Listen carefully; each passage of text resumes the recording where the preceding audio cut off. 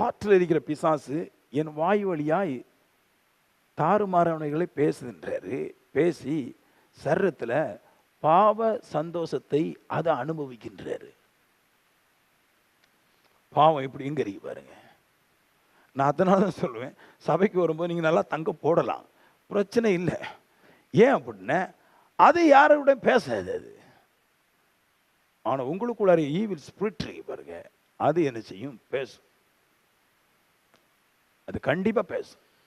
ஆத்மா நல்லது தான், ஆனால் ஆவி இருக்குது. நீங்கள் பொல்லாத சிந்தையெல்லாம் உள்ள வருது பாருங்க மனுஷனுக்கு.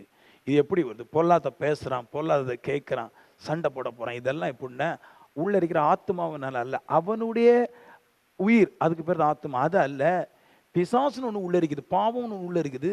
அதுதான் எல்லாத்தையும் கேட்டு பார்த்து ரசித்து ருசித்து நம்முடைய சரீரத்தில் பாவம் செய்து பிசாசு சந்தோஷப்படுதுன்றார்.